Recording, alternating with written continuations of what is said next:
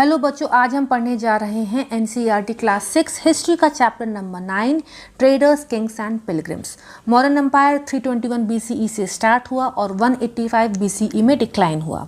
Post modern period में Gupta empire के आने से पहले जो 500 ईयर्स का टाइम पीरियड था उसमें छोटे छोटे किंगडम्स आए। उस टाइम की सोसाइटी में इकोनॉमी में क्या डेवलपमेंट हो रहा था, ट्रेड कैसे होता था, किस चीज़ का ट्रेड होता था, इन छोटे छोटे किंगडम्स के किंग्स कौन थे, कैसे थे, बुद्धिज़्म, जैनिज़्म जैसे रिलीजन स्प्रेड हो रहे थे, ये जो नए धर्म आए, इन धर्म को मानने वाले पिलग्रिम्स ने इन धर्मों से क्या सीखा, इन रिलीजन को कैसे स्प्रेड किया, ये सब हम पढ़ेंगे इस चैप्टर में। We are going to discuss the following topics in this chapter. How to find about trade and traders, हमें उस टाइम के ट्रेड और ट्रेडर्स के बारे में कैसे पता चला। ट्रेड ज़्यादातर कोस्टल एरिया से होता था, तो ट्रेडर्स किन रास्तों से आते थे। New kingdoms along the coast, India के कोस्टल एरिया में कौन कौन से नए किंगडम्स आए। The story of the silk route, silk route क्या है, कहाँ है, इसका नाम सिल्क रूट क्यों पड़ा। द स्प्रेड ऑफ बुद्धिज़्म, उस टाइम पर बुद्धिज़्म कहाँ कहाँ और कैसे स्प्रेड हुआ। The quest of the pilgrims, pilgrims यानी तीर्थयात्री के थ्रू हमें उस टाइम पीरियड के बारे में कैसे पता चलता है। द बिगनिंग ऑफ भक्ति, भक्ति क्या है। एल्सवेयर में हम क्रिश्चियनिटी के बारे में पढ़ेंगे। सबसे पहला टॉपिक है how to find about trade and traders. Who are traders? People who buy things where they are made and sell them somewhere else. Traders वो लोग होते हैं जो चीज़ों को वहाँ खरीदते हैं जहाँ पर वो बनती हैं और दूसरी जगह पर सेल करते हैं। लेकिन हमें कैसे मालूम कि उस समय यानी पोस्ट मॉडर्न पीरियड में ट्रेड एग्जिस्ट करता था। काफ़ी सारी ऐसी फाइंडिंग्स मिली हैं which proves the existence of ancient trade. जैसे number 1 NBPW in different parts of the subcontinent, second is Roman coins in the subcontinent and third Sangam literature. सबसे पहले पढ़ते हैं NBPW, northern black polished ware are very fine pottery. और इसके specially bowls and plates हमें Indian सब continent के अलग अलग हिस्सों से आर्कियोलॉजिकल एक्सकेवेशंस यानी खुदाई करने के बाद मिलते हैं। आपको क्या लगता है ये देश के अलग अलग पार्ट्स में कैसे पहुंचे होंगे? Traders may have carried them from the place where they were made to sell them at other places. जहाँ पर ये बनाए जाते थे वहाँ से ट्रेडर्स इनको ले जाकर सब कॉन्टिनेंट के दूसरे पार्ट्स में सेल करते थे। This proves that ancient trade exist करता था। दूसरा एविडेंस था Roman gold coins. South India was famous for gold, spices specially paper and precious stone. Pepper was particularly valued in Roman Empire, so much so that it was known as the black gold. South India gold के लिए, मसालों के लिए, खास करके काली मिर्च और semi precious stones के लिए काफ़ी मशहूर था। ब्लैक पेपर यानी काली मिर्च को रोमन एम्पायर में काफ़ी वैल्यूबल यानी कीमती माना जाता था। इतना कीमती कि इसे ब्लैक गोल्ड यानी काला सोना कहा जाता था। So traders carried many of these goods to Rome in ships across the sea and by land in caravans. Traders रोम दोनों रूट से जाते थे, सी एंड लैंड। सी से वो शिप के थ्रू जाते थे और लैंड से कैरावान्स के थ्रू। रोम में इन चीज़ों की वैल्यू थी और साउथ इंडिया इन चीज़ों के लिए फेमस था, तो दोनों के बीच में ट्रेड होना ऑब्वियस है। लेकिन how do we know? Because many Roman gold coins have been found in South India. South India से ये चीज़ें एक्सपोर्ट होती थी और इसका पेमेंट रोमन्स करते थे रोमन गोल्ड कॉइन्स में, जिसकी वजह से बहुत सारे गोल्ड कॉइन्स साउथ इंडिया में मिले हैं, which again proves ancient trade. And the third source was Sangam poems. Sangam literature is the ancient Tamil literature. उसी से एक पोएम दी है which discusses trade at that point. This poem describes the goods brought into Puhar. Puhar is an important port on the east coast. कौन कौन सी चीज़ें described हैं? स्विफ्ट हॉर्सेस, ये हॉर्सेस सी के रास्ते से शिप पर चढ़ाकर लाए जाते थे। Bales of pepper, black pepper in carts, काली मिर्च की पोटलियाँ कार्ट यानी ठेलों में भरकर लाई जाती थी। हिमालयन रीजन में पाए जाने वाले जेम्स और गोल्ड लाए जाते थे। वेस्टर्न हिल से सैंडलवुड यानी चंदन की लकड़ियाँ, सदर्न सी से पर्ल्स यानी मोती, ईस्टर्न ओशियन से कोरल्स यानी मूंगा लाया जाता था। गंगा और कावेरी रिवर के किनारे उपजे अनाज, श्रीलंका से फूड स्टफ्स यानी खाने का सामान, म्यांमार से पॉटरी लाई जाती थी and the other rare and rich imports, कुछ और भी रेयर और कीमती सामान इम्पोर्ट होते थे। अब पढ़ते हैं ट्रेड रूट्स के बारे में। वो कौन से रूट थे जिनके थ्रू ट्रेड होता था? Traders explored several sea routes. Some of these followed the coasts. There were others across the Arabian Sea and the Bay of Bengal, where sailors took advantage of the monsoon winds to cross the seas more quickly. Traders ने समुद्र में बहुत सारे रास्ते तलाश किए। काफ़ी roots में वो कोस्ट को ही फॉलो करते थे। कोस्ट मतलब जो लैंड सी के बगल में होता है, लेकिन कुछ कुछ रूट्स में वो अरेबियन सी या बे ऑफ बंगाल को क्रॉस करते थे, उसके अक्रॉस जाते थे। सी के अक्रॉस ट्रैवल करना बहुत ही डिफ़िकल्ट और डेंजरस होता है, तो सेलर्स जो हैं वो मॉनसून विंड्स का फ़ायदा उठाते थे to cross the seas more quickly. अगर शिप विंड के अगेंस्ट ट्रैवल करती है तो उसको ज़्यादा मेहनत लगेगी, लेकिन अगर शिप विंड के डायरेक्शन में ही ट्रैवल कर रही है तो ट्रैवल करना इजी हो जाएगा। ऐसा करने से शिप्स समंदर को काफ़ी जल्दी क्रॉस कर पाएंगे। विंड से पुश मिलता है जिसकी वजह से ship will move more quickly. So if they wanted to reach the western coast of the subcontinent from East Africa or Arabia, they chose to sail with southwest monsoon. For example, अगर किसी trader को east Africa या Arabia से Indian subcontinent के western coast तक पहुंचना होता था तो वो साउथ वेस्ट मानसून का सहारा लेते थे। ये जो सी के ऊपर विंड्स चलती हैं इनको मानसून विंड्स कहा जाता है। साउथ वेस्ट मानसून विंड्स उसी डायरेक्शन में होती थी और ट्रेडर्स बहुत ही जल्दी ईस्ट अफ्रीका या अरेबिया से इंडिया आ सकते थे। And sturdy ships had to be built for the long journeys. इस तरह की लंबी जर्नी के लिए स्टर्डी यानी मजबूत शिप्स बनाने होते थे। नेक्स्ट टॉपिक है new kingdoms along the coast. जितने भी कोस्टल रीजन्स थे इसके अलोंग नए नए किंगडम्स डेवलप हुए। The southern half of the subcontinent is marked by a long coast line and with hills, plateaus and river valleys. Amongst the river valleys That of the Kaveri is the most fertile. Indian सब continent का जो southern half है वहाँ पर एक बहुत बड़ी coast line है। कोस्ट लाइन मतलब that land which is next to the sea. Long coast line होने का क्या फ़ायदा? यहाँ से सी को एक्सेस करना आसान हो जाता है जिससे ट्रेड ईजी हो जाता है।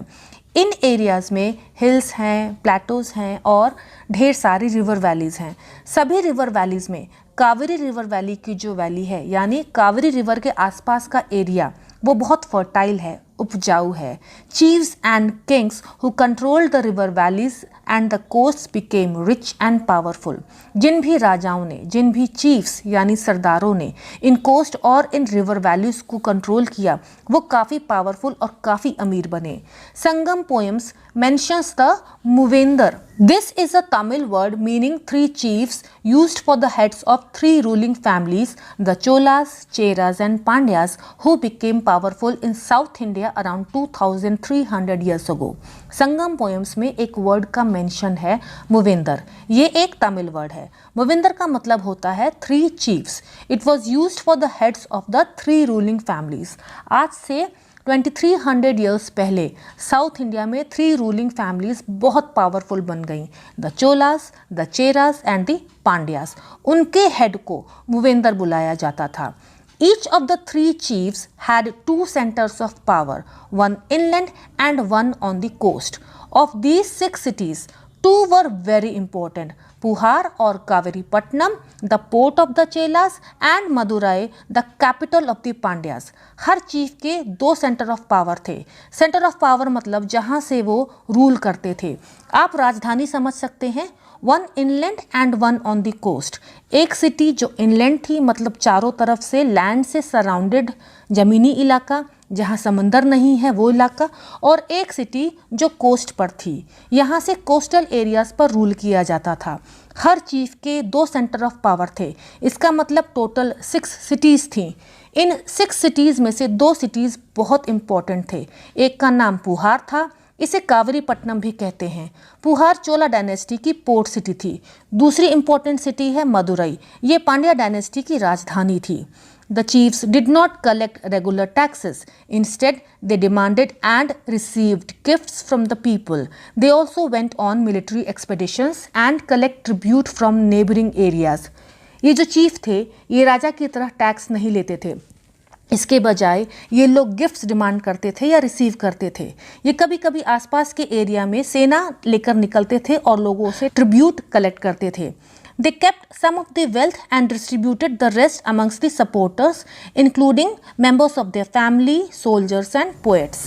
जितनी वेल्थ वो इकट्ठा करते थे उसमें से कुछ वेल्थ वो अपने पास रखते थे और बाकी डिस्ट्रीब्यूट कर दिया करते थे अपने सपोर्टर्स में, अपने फैमिली मेम्बर्स, सोल्जर्स में और पोएट्स में।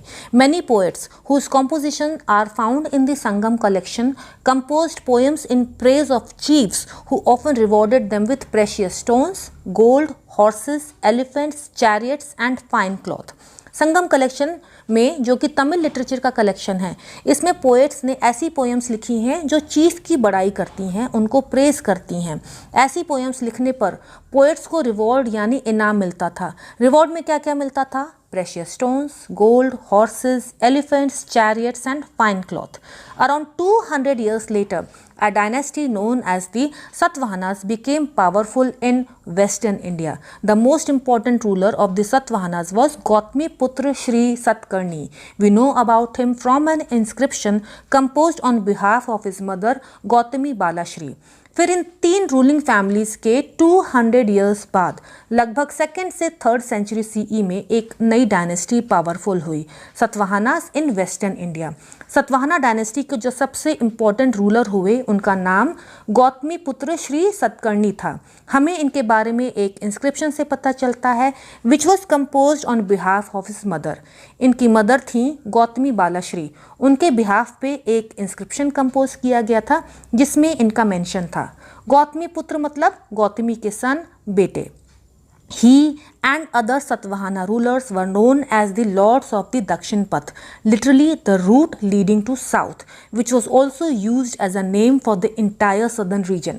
सतवाहना डायनेस्टी के जो भी रूलर्स थे उन्हें लॉर्ड ऑफ द दक्षिण पथ कहा जाता था, मतलब दक्षिण पथ का राजा। दक्षिण पथ का लिटरल मीनिंग होता है ऐसा रास्ता जो दक्षिण यानी साउथ की तरफ जाता हो। बाद में इस दक्षिण पथ टर्म को पूरे सदर्न रीजन को एड्रेस करने के लिए यूज़ किया गया।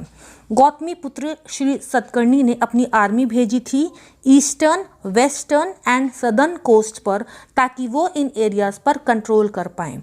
Next topic is the story of the silk route. वो रास्ता जहां से सिल्क का ट्रेड होता था, उस रूट को सिल्क रूट कहते थे। The rich glossy colours of silk as well as its smooth texture make it a highly valued fabric in most societies. Making silk is a complicated process. Raw silk has to be extracted from the cocoons of silkworm, spun into thread and then woven into cloth. Silk अपने चमकदार रंग और smooth texture की वजह से कई societies में काफ़ी कीमती यानी हाईली वैल्यूड फैब्रिक माना जाता है। सिल्क को बनाने का प्रोसेस काफ़ी कॉम्प्लिकेटेड है। सबसे पहले रॉ सिल्क को निकालना होता है सिल्क वॉर्म के ककून से, उसके बाद उससे धागा बनाया जाता है और फाइनली उससे कपड़ा बुना जाता है। सिल्क को बनाने की जो टेक्निक है ये आज से 7000 ईयर्स पहले चाइना में इन्वेंट हुई थी।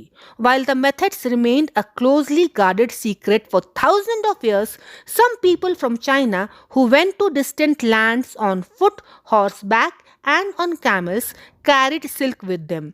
The paths they followed came to be known as the Silk Route. Chinese लोगों ने ये सिल्क बनाने की टेक्निक बहुत सालों तक सीक्रेट रखी, गार्ड करके रखी, छुपा के रखी। काफ़ी लोग जो चाइना से दूर दराज के इलाकों में जाते थे पैदल या तो घोड़ों पर या ऊँटों पर, ये चाइना से सिल्क ले जाते थे अपने साथ। ये लोग जिस रास्ते से गए उस रास्ते को सिल्क रूट कहा जाता है। Sometimes Chinese rulers sent gifts to rulers in Iran and West Asia, and from there the knowledge of silk spread further west. China के जो रूलर्स थे वो सिल्क के कपड़ों का गिफ्ट भेजते थे ईरान और वेस्ट एशिया के राजाओं के पास। इस तरह से सिल्क वेस्टर्न कंट्रीज तक पहुंचा। About 2000 years ago, Wearing silk became the fashion amongst rulers and rich people in Europe. आज से लगभग 2000 साल पहले सिल्क पहनना रोम के रूलर्स और वहाँ के अमीर लोगों का फैशन बन गया. It was very expensive as it had to be brought all the way from China along dangerous roads through mountains and deserts. Silk काफ़ी एक्सपेंसिव हुआ करता था क्योंकि ये सिर्फ चाइना में बनता था और किसी को मालूम ही नहीं था इसको बनाते कैसे हैं. चाइना से सिल्क को लाने का जो रास्ता होता था वो खतरनाक होता था. रास्ते में माउंटेन पड़ते थे, रेगिस्तान पड़ते थे. People living along the route often demanded payments for allowing traders to pass through. लोग जो इन रूट पे रहते थे वो ट्रेडर से पेमेंट्स डिमांड करते थे उनको निकलने देने के लिए. This map shows silk route and its branches. Some kings tried to control large portions of the route. This was because they could benefit from taxes, tributes and gifts that were brought by traders travelling along the route. In return, they often protected the traders who passed through their kingdoms from attack by robbers. कई सारे जो Kings थे वो silk route के बड़े बड़े portion को control करने की कोशिश करते थे. इससे उनको क्या फ़ायदा होता था? जो किंग्स इन रास्तों को कंट्रोल करते थे उन्हें उन ट्रेडर्स से जो सिल्क रूट पर जाते थे टैक्स, ट्रिब्यूट और गिफ्ट्स मिलते थे. बदले में किंग्स इन ट्रेडर्स को प्रोटेक्ट करते थे रॉबर्स यानी डाकुओं के अटैक से. The best known of the rulers who controlled the Silk Route were the Kushans, who ruled over Central Asia and Northwest India around 2000 years ago. सबसे अच्छे ruler जिन्होंने इस सिल्क रूट पर कंट्रोल किया वो कुशान डायनेस्टी के थे. कुशान्स चाइनीज ट्राइबल कम्युनिटी के थे. इनका रूल सेंट्रल एशिया और नॉर्थ वेस्ट इंडिया तक फैला हुआ था आज से 2000 साल पहले. उनके दो मेजर सेंटर ऑफ पावर थे, पेशावर और मथुरा. कुशान के किंगडम में तक्षशिला भी आता था. During their rule a branch of the Silk Route extended from Central Asia down to the seaports at the mouth of the river Indus, from where silk was shipped westwards to the Roman Empire. जहाँ पर river सी से मिलती है इसको mouth of the river कहते हैं. जहाँ पर इंडस रिवर अरेबियन सी से मिलता था वहाँ पर पोर्ट्स बने हुए थे ऑब्वियसली सी को एक्सेस करने के लिए. सेंट्रल एशिया से सिल्क को लैंड के थ्रू इन सी पोर्ट्स पर भेजा जाता था और यहाँ से इनको शिप से भेजा जाता था. Roman empire. Kushan central Asia और नॉर्थ वेस्ट इंडिया पर रूल करते थे. इस वजह से सिल्क रूट का ये हिस्सा उनके अंडर में आता था. बेसिकली कुशान्स ने सिल्क रूट की एक ब्रांच कोस्टल एरिया में निकाल दी. कोस्टल एरिया से ट्रेडर्स सिल्क और दूसरे प्रोडक्ट्स को रोमन एम्पायर तक पहुंचा सकते थे. The Kushans were amongst the earliest rulers of the subcontinent to issue gold coins. These were used by rulers along the silk route. Kushan वो पहले राजा थे इंडियन सब कॉन्टिनेंट के जिन्होंने गोल्ड कॉइन्स इशू किया, सोने के सिक्कों को चलन में लाया. ये गोल्ड कॉइन्स ट्रेडर्स के द्वारा यूज किए जाते थे सिल्क रूट में. Next topic is the spread of Buddhism. The most famous Kushan ruler was Kanishk, who ruled around 1900 years ago. आज से 1900 साल पहले कुशान का राज था और उस डायनेस्टी के सबसे फेमस रूलर थे Kanishka. He organized a Buddhist council where scholars met and discussed important matters. इन्होंने एक बुद्धिस्ट काउंसिल ऑर्गेनाइज करी थी जहां बुद्धिस्ट स्कॉलर्स मिलते थे और इम्पोर्टेंट मैटर्स डिस्कस करते थे. कनिष्क ने फोर्थ बुद्धिस्ट काउंसिल ऑर्गेनाइज कराई थी कश्मीर में. अश्वघोष, a poet who composed a biography of the Buddha Charita, lived in his court. Ashwaghosh and other Buddhist scholars now began writing in Sanskrit. Kanishka के कोर्ट में एक पोएट थे जिनका नाम था अश्वघोष. अश्वघोष ने बुद्ध जी की बायोग्राफी लिखी है, उनके जीवन के बारे में लिखा है जिसका नाम था बुद्ध चरिता. अश्वघोष और बाकी बुद्धिस्ट स्कॉलर ने इस टाइम के अराउंड संस्कृत में लिखना स्टार्ट कर दिया था. A new form of Buddhism known as Mahayana Buddhism now developed. उस टाइम के अराउंड बुद्धिज़्म का एक नया फॉर्म जिसे महायान बुद्धिज़्म कहते हैं वो डेवलप होने लगा था. बुद्धिज़्म की दो ब्रांचेस हैं, Mahayana and Hinayana. Hinayana was early form of Buddhism. Mahayana Gautama Buddha ji को भगवान की तरह मानते हैं. हीनयान मानते हैं कि गौतम बुद्ध जी हर इंसान की तरह धरती पर आए, उन्होंने अपने कर्मों से अपने आप को एनलाइटन कर लिया वो कहते थे कि वो भी बुद्ध जी के पद चिन्हों पर चलेंगे, उनकी शिक्षाओं पर चलेंगे। महायान गौतम बुद्ध जी को भगवान मानने लग गए। महायान के दो डिस्टिंक्ट फीचर्स थे जो अर्लियर फॉर्म ऑफ बुद्धिज्म में नहीं थे। पहला है statues of the Buddha and दूसरा है belief in bodhisattvas. We will understand the first feature, statues of the Buddha. Earlier, the Buddha's presence was shown in sculpture by using certain signs. For instance, his attainment of enlightenment was shown by sculptures of the peepal tree. Mahayana Buddhism के पहले बुद्ध जी के presence को किसी मूर्ति में दिखाने के लिए कुछ खास तरह के साइंस या सिंबल का यूज होता था। बुद्ध जी का स्टैचू कहीं यूज नहीं होता था। फॉर एग्जाम्पल, जब उन्होंने एनलाइटमेंट अटेन किया था, यानी जब उन्हें ज्ञान प्राप्त हुआ, तो उस मोमेंट का जो स्कल्पचर बनाया जाता है उसमें बुद्ध जी को नहीं दिखाते हैं, लेकिन पीपल ट्री का डिपिक्शन होता है। ये मान लिया जाता था कि पीपल ट्री के नीचे बुद्ध जी की प्रेजेंस है। लेकिन महायान बुद्धिज्म में क्या हुआ? Now statues of the Buddha were made. Buddha ji की मूर्तियाँ बनने लगीं। बुद्ध जी की बहुत सारी मूर्तियाँ मथुरा में बनाई गईं और कुछ तक्षशिला में बनाई गईं। महायान बुद्धिज्म का सेकंड फीचर है बिलीफ इन बोधिसत्व। बोधिसत्व कौन होते हैं? These were supposed to be persons who had attained enlightenment. Once they attained enlightenment, they could live in complete isolation and meditate in peace. However, instead of doing that, they remained in the world to teach and help other people. बोधि का मतलब बुद्ध, तत्व का मतलब element. Buddha का तत्व इंसान में आ जाना। ऐसे इंसान जिन्होंने अपनी तपस्या से, अपने कर्मों से इनलाइटमेंट अचीव कर लिया हो, जैसे बुद्ध जी को मिला था। एक बार बोधिसत्व ने इनलाइटमेंट अटेन कर ली तो अब वो कंप्लीट आइसोलेशन में रह सकते हैं और आराम से पीस में मेडिटेट कर सकते हैं। लेकिन इसके बजाय बोधिसत्व इसी दुनिया में लोगों के साथ रहते थे, उन्हें सिखाते थे और हेल्प भी करते थे। इस टाइम पर बोधिसत्व की पूजा काफ़ी पॉपुलर हुई। सेंट्रल एशिया, चाइना में और बाद में कोरिया और जापान तक फैली। Buddhism also spread to western and southern India where dozens of caves were hollowed out of hills for monks to live in. Buddhism western और सदर्न इंडिया में भी स्प्रेड हुआ। वहाँ पर पहाड़ों में कई गुफाएं बनाई गईं मॉन्क्स के रहने के लिए। ये केव्स कौन बनवाता था? Kings and queen's, merchants, farmers, जो भी बुद्धिज्म फॉलो करते थे वो एज अ चैरिटी केव्स बनवाते थे। These caves were often located near passes through the western Ghats.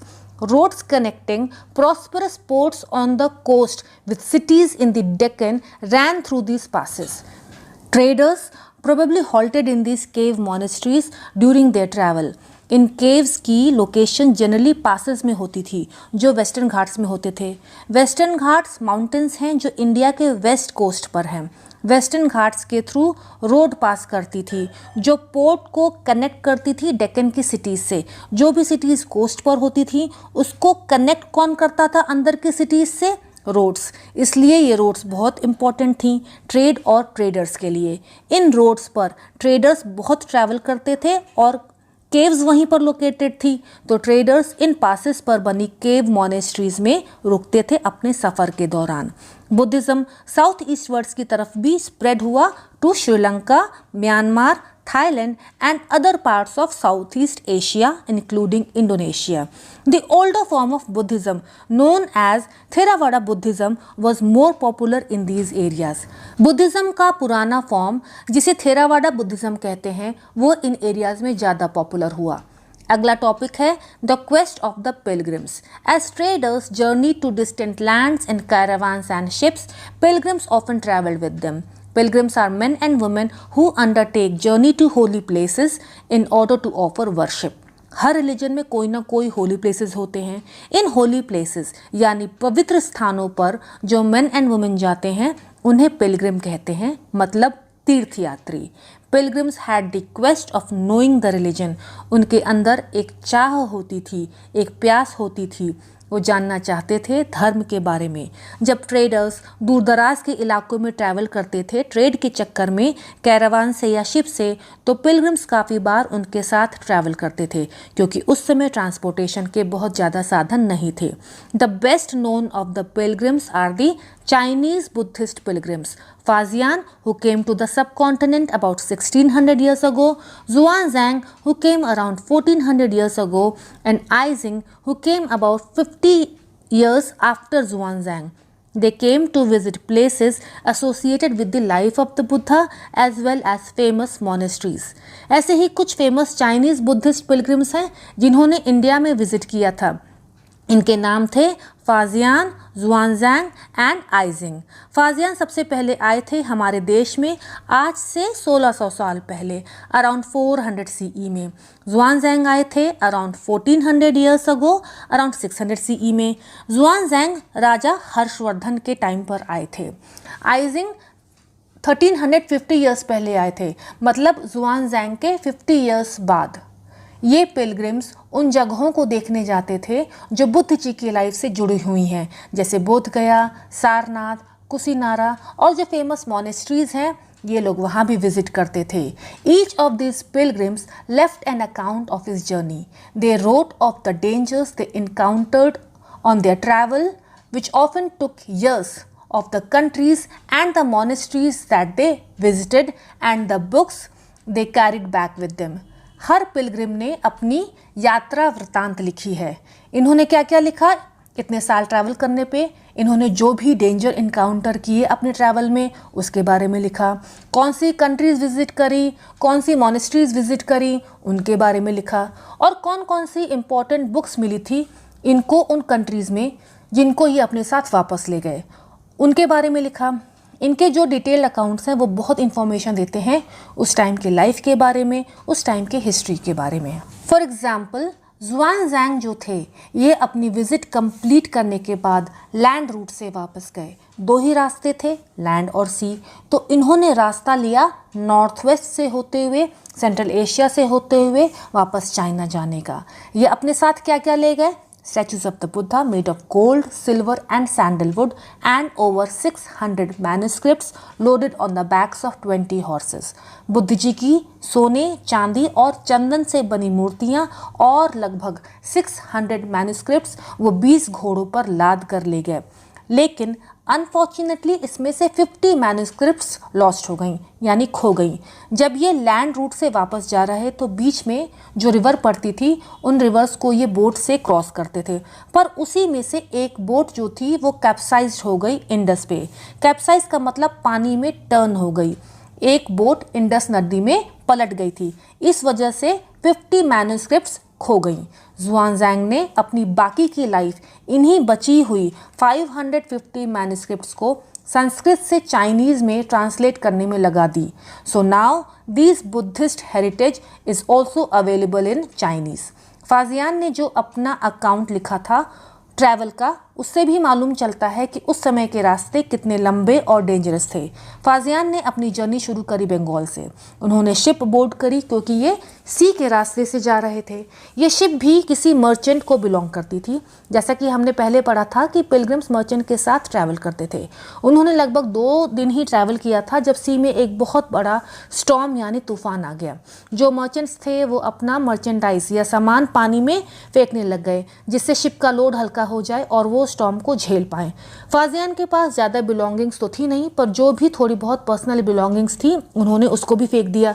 लेकिन अपनी बुक्स और बुद्ध जी के स्टैचू को उन्होंने अपने पास ही रखा।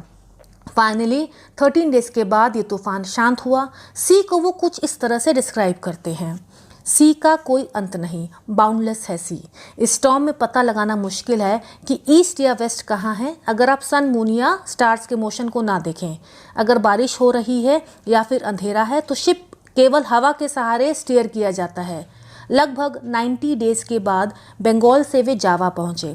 वहां पर वे 5 महीने रुके। इसके बाद इन्होंने एक दूसरे मर्चेंट की शिप ली वापस चाइना जाने के लिए। इन्हीं चाइनीज़ बुद्धिस्ट पिलग्रिम्स के अकाउंट से हमें एक और बहुत इंपॉर्टेंट चीज़ मिली है, the account of Nalanda. Nalanda एक unique centre of Buddhist learning था। जुआनजैंग और दूसरे पिलग्रिम्स ने काफ़ी समय बिताया नालंदा में पढ़ाई करते हुए। नालंदा प्रेजेंट डे बिहार में है। ये सबसे फेमस बुद्धिस्ट मॉनेस्ट्री है उस पीरियड की। जुआनजैंग ने नालंदा को डिस्क्राइब करते हुए लिखा है, यहाँ के जो टीचर्स थे वो हाईएस्ट एबिलिटी के थे, यानी क्षमतावान और काफ़ी टैलेंटेड थे। वो बहुत सिंसियरली बुद्ध जी की टीचिंग्स को फॉलो करते थे। जो मॉनेस्ट्री के रूल्स थे वो बहुत ही ज़्यादा स्ट्रिक्ट थे और सबको उन्हें फॉलो करना होता था। पूरे दिन डिस्कशंस होते थे जिसमें यंग ओल्ड सभी लोग एक दूसरे की हेल्प करते थे। अलग अलग जगहों से, अलग अलग सिटीज़ से लर्नेड लोग आते थे और वहाँ आके अपने डाउट्स क्लियर करते थे। जो इस मॉनेस्ट्री के गेट कीपर थे, अगर कोई भी नया आ रहा है वहाँ पे, तो गेट कीपर उस नए एंट्रेंट से डिफ़िकल्ट क्वेश्चंस पूछते थे और नए एंट्रेंट्स को मॉनेस्ट्रीज में तभी एंटर करने को मिलता था जब वो सारे क्वेश्चंस का सही आंसर देते थे। वो क्वेश्चंस इतने टफ होते थे कि 7 या 8 लोग उनका आंसर नहीं दे पाते थे। So, Nalanda was a place of very high learning and it admitted only the best. Next topic is the beginning of Bhakti. Bhakti की शुरुआत. This was also the time when the worship of certain deities, which became a central feature of later Hinduism, gained importance. These deities included Shiva, Vishnu, and goddesses such as Durga. ये वही समय था जब deities यानी देवी देवताओं की पूजा काफ़ी important हो गई थी। आगे चलकर हिंदुइज्म में इन डेटीज का वर्शिप एक सेंट्रल फीचर बन गया था। इन डेटीज में हैं शिवा, विष्णु एंड गॉडेस दुर्गा, जिनकी पूजा शुरू हुई थी। These deities were worshipped through bhakti, an idea that became very popular at this time.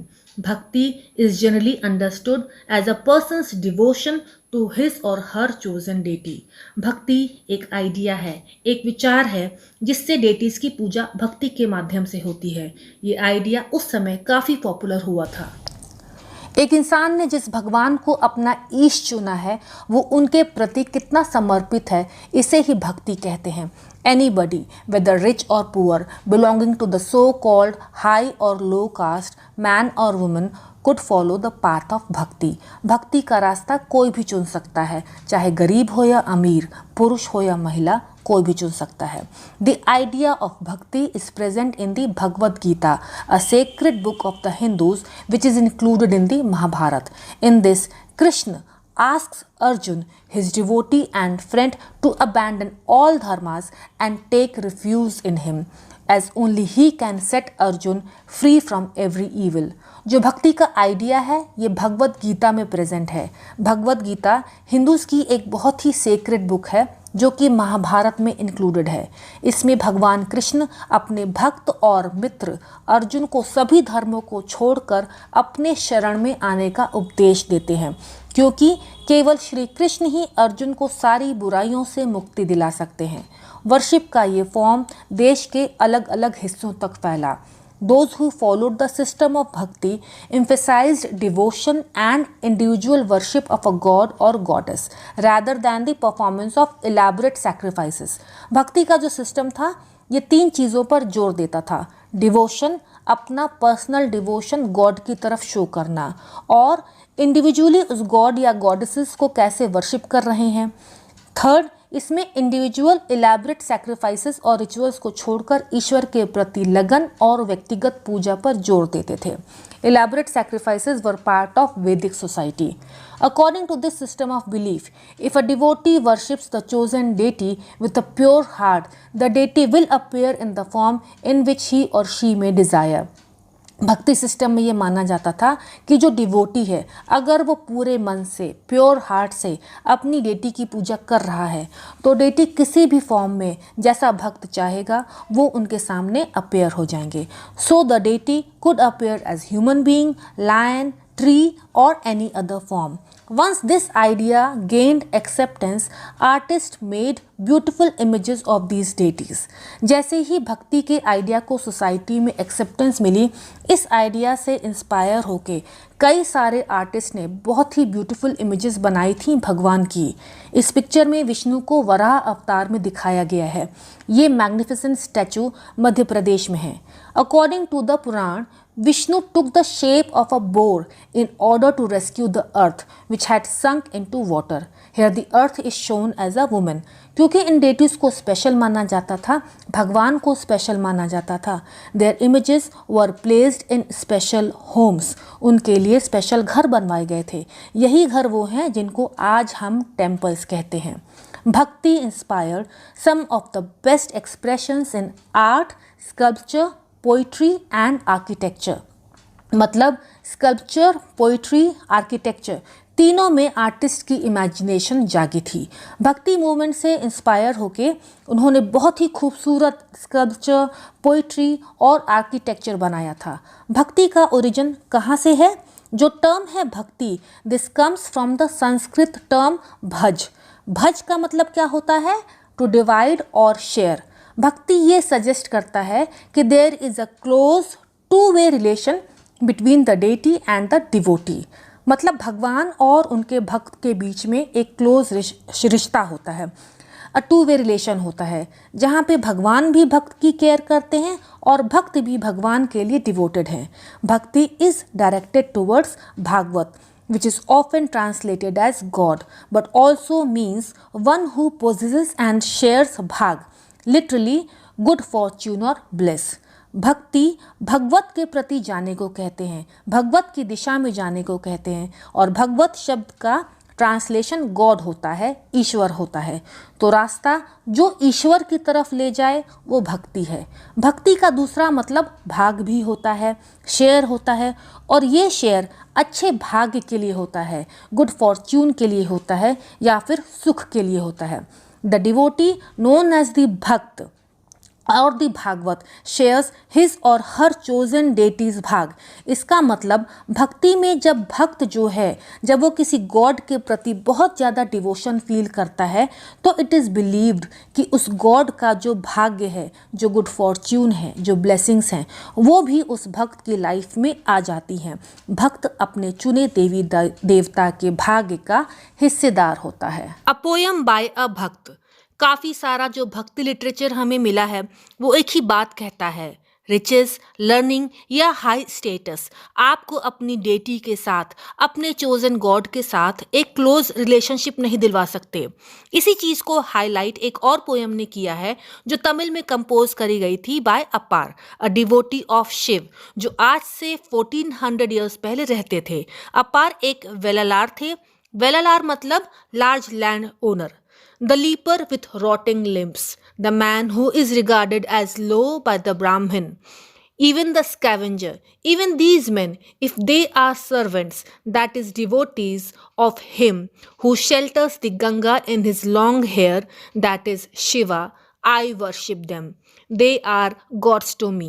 एक ऐसा लीपर यानी कुष्ठ रोगी, या फिर एक ऐसा आदमी जिसे ब्राह्मण ने लो बताया है, निचली जाति का बताया है, या फिर कूड़ा करकट बटोर कर अपनी जीविका चलाने वाला आदमी, ऐसा आदमी भी अगर ये डिवोटी है, ईश्वर की पूजा करते हैं, उस ईश्वर को जिसने गंगा को अपनी जटाओं में, अपने बालों में शरण दिया है, यानी भगवान शिव, पोएट कहते हैं, मैं ऐसे लोगों की पूजा करता हूँ और मेरे लिए वो भगवान के समान हैं। जो शिव के दास हैं वो मेरे लिए ईश्वर हैं। जैसा कि हमने पहले पढ़ा था, the word India comes from the river Indus, उसी तरह हिंदू वर्ड भी इंडस रिवर से आया है।